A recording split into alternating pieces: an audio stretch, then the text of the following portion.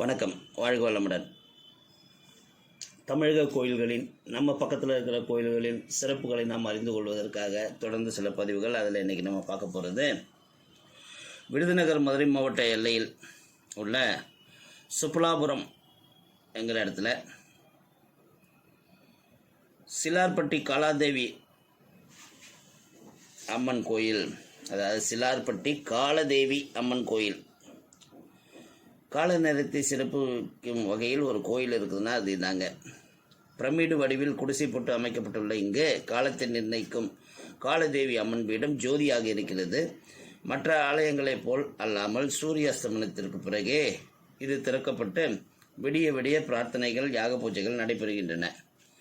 இங்கு அமாவாசை பௌர்ணமி நாட்களில் விசேஷ பூஜை நடத்தி நேரம் சரியில்லாதவர்கள் கூறப்படும் நபர்கள் அவர்களுக்கு காப்பு கட்டப்படுகிறது. இந்த காப்பு கட்டியவுடன் அவருடைய மனக்குறைகள், நோய், மோசமான கிரகநிலை, செவ்வாய் தோஷம், பில்லி சூனியம் முதலிய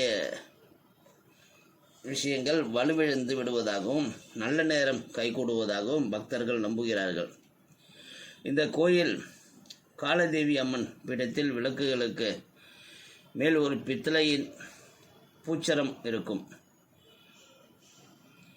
இதன் கருப்பு, பச்சை, வெள்ளை மணிகள் உள்ளன. நமது நேரம் நல்ல நேரமாக அல்லது கெட்ட நேரமாக என எப்படி இருக்குதுன்னு அறிந்து கொள்வதற்கு அந்த பூச்சரத்தில் உள்ள ஒரு மணியை எடுக்க வேண்டும்.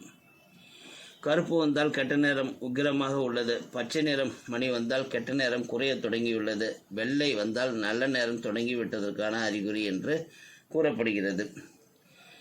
இங்கு வந்து தரிசனம் செய்வதால் ஏழை நாட்டு சனி, அஷ்டமத்து சனி, வக்கரக சனி, கண்ட சனி, ஜென்ம சனி ஆகியவற்றின் உக்கிரம் குறைவதாகவும் கூறப்படுகிறது.